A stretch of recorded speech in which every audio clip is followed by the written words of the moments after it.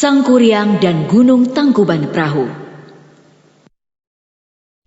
Pada zaman dahulu, di sebuah kerajaan makmur bernama Parahyangan, hiduplah seorang putri cantik bernama Dayang Sumbi. Dia suka sekali menenun. Suatu hari Dayang Sumbi menenun di teras istana. Entah kenapa, hari itu dia sedikit pusing dan lemas. Sementara benang pemintalnya berkali-kali jatuh. Dayang Sumbi menjadi malas mengambilnya. Karena jengkel, benang pintalnya jatuh terus, dia pun berkata, "Barang siapa yang mengambil benang pintalan itu untukku, saya bersumpah kalau dia laki-laki akan kuambil sebagai suami." Dayang Sumbi senang karena benang itu sudah berada di dekatnya. Lalu siapa gerangan yang mengambilnya? Hah? Siapa yang telah mengambilkan benang pintal ini untukku? Sepertinya tidak ada orang di sini. Betapa terkejutnya Dayang Sumbi. Karena yang mengambil benang itu adalah si Tumang, anjing kerajaan yang terkenal setia dan sakti. Akulah yang mengambilkan untukmu, Dayang Sumbi. Kamu Tumang? Berarti kamu akan menjadi suamiku? Bagaimanapun, Dayang Sumbi tidak bisa mencabut sumpahnya. Dia pun menikah dengan Tumang. Hasil pernikahan mereka, Dayang Sumbi melahirkan seorang bayi laki-laki yang berwujud manusia yang diberi nama Sang Kuryang.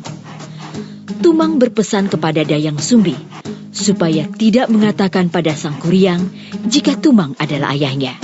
Dayang Sumbi, tolong jangan katakan kepada anak kita jika aku adalah ayahnya. Baiklah Tumang, aku tidak akan mengatakannya kepada Sang Kuryang anak kita. Sang Kuryang tumbuh menjadi anak laki-laki yang sehat, lincah dan cerdas.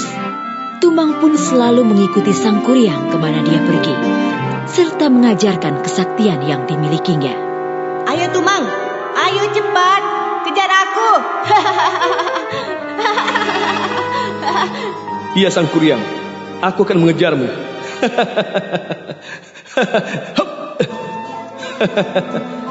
Sang Kuryang mengira Tumang adalah anjing peliharaan semata. Dia tidak mengetahui jika Tumang adalah ayahnya. Suatu hari, Dayang Sumbi menyuruh Sang Kuryang berburu binatang untuk pesta di istana. Sang Kuryang anakku, pergilah berburu ke hutan bersama Tumang untuk pesta istana. Baik Ibunda, Sang Kuryang pasti akan mendapatkan hasil buruan yang banyak. Sang Kuryang pun pergi ke hutan ditemani Tumang. Sayangnya, sampai hari gelap, dia tidak mendapatkan hasil. Karena jengkel, akhirnya Sang Kuryang membunuh Tumang dan menyerahkan dagingnya sebagai hasil buruan untuk pesta istana. Dayang Sumbi tidak mengetahui jika daging itu adalah si Tumang. Dia mengira itu daging hasil buruan. Ibunda, ini hasil buruan untuk pesta istana nanti. Wah, terima kasih anakku Sang Kuryang. Setelah pesta usai, Dayang Sumbi menanyakan keberadaan Tumang yang tidak kelihatan di pesta istana. Anakku Sang Kuryang, apa kau melihat Tumang? Sudah aku cari kemana-mana tapi dia tidak ada. Akhirnya Sang Kuryang mengakui perbuatannya. Itu Ibunda. Aku sudah membunuhnya dan kujadikan hewan buruan kemarin. Apa? Kenapa kau melakukan itu Sang Kuryang? Dayang Sumbi tidak bisa menahan emosinya. Dia memukul Sang Kuryang di keningnya hingga mengucurkan darah. Ampun Bu, maafkan Sang Kuryang Bu. Akibat perbuatannya yang sudah memukul Sang Kuryang, Dayang Sumbi diusir dari istana oleh sang raja. Bagaimanapun, Sang Kuryang adalah calon putra mahkota. Tidak ada yang boleh memukulnya. Dayang Sumbi pun akhirnya pergi meninggalkan istana. Waktu pun berlalu. Sang Kuryang tumbuh menjadi pemuda tampan, sakti, dan disegani. Suatu hari dia pergi berburu di hutan. Alangkah terkejutnya dia saat bertemu dengan seorang gadis yang sangat cantik. Hah? Siapa gadis itu? Wajahnya begitu cantik rupawan. Sang Kuryang tidak tahu jika perempuan itu adalah Dayang Sumbi ibunya. Begitu pula sebaliknya. Mereka saling jatuh hati. Sang Kuryang tidak berpikir lama untuk melamar Dayang Sumbi. Kemudian Dayang Sumbi menerima lamaran itu. Dia sama sekali tidak mengenal Sang Kuryang yang sudah tumbuh dewasa. Baiklah, aku bersedia menjadi istrimu, wahai pemuda tampan. Namun sebelum hari pernikahan mereka, Dayang Sumbi menemukan bekas luka di kening Sang Kuryang yang sama persis dengan anaknya dulu. Hah? Ya Tuhan, ternyata pemuda ini Sang Kuryang anakku. Luka di keningnya sama seperti dahulu. Dia memang anakku. Dayang Sumbi segera berusaha mencari akal untuk menggagalkan pernikahannya dengan Sang Kuryang. Sang Kuryang, kamu bisa menikahiku, asalkan kamu bisa memenuhi permintaanku. Apa gerangan permintaanmu, wahai gadis cantik? Dayang Sumbi sudah memikirkan syarat itu. Suatu hal yang tidak mungkin dipenuhi oleh Sang Kuryang. Aku ingin kamu mengubah bukit itu menjadi bendungan dan membuat perahu untuk menyusuri bendungan itu. Semua itu harus sudah selesai sebelum fajar menyingsing. Permintaan Dayang Sumbi sungguh berat.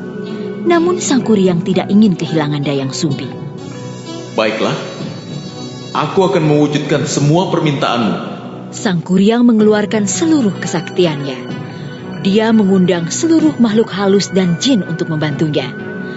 Kesaktiannya ini dulu diajarkan oleh ayahnya Tumang. Mereka lalu bekerja semalaman menutup sungai dan mata air dengan lumpur dan tanah. Akhirnya aku bisa menjadikan bukit ini menjadi bendungan.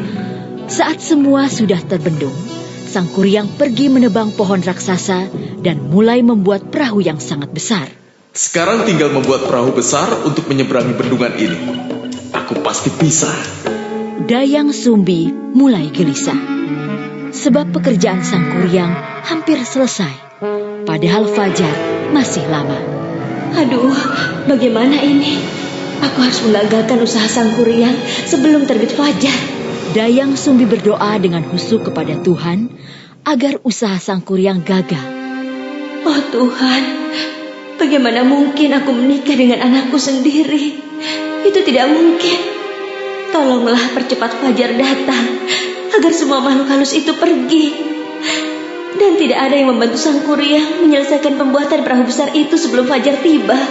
Keajaiban pun terjadi. Matahari terbit lebih cepat.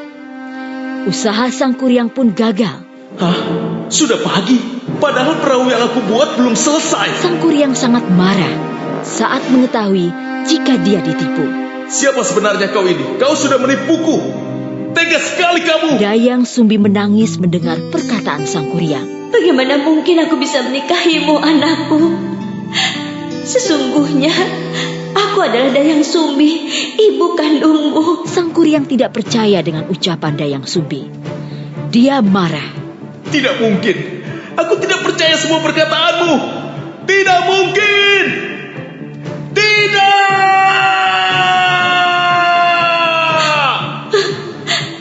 Aku ibumu, Sang Kuryang, ibu kandungmu. Kemudian Sang Kuryang menendang perahu buatannya hingga terlempar jauh. Perahu itu jatuh dengan posisi terbalik dan berubah menjadi gunung yang hingga sekarang dikenal dengan sebutan Gunung Tangkuban Perahu.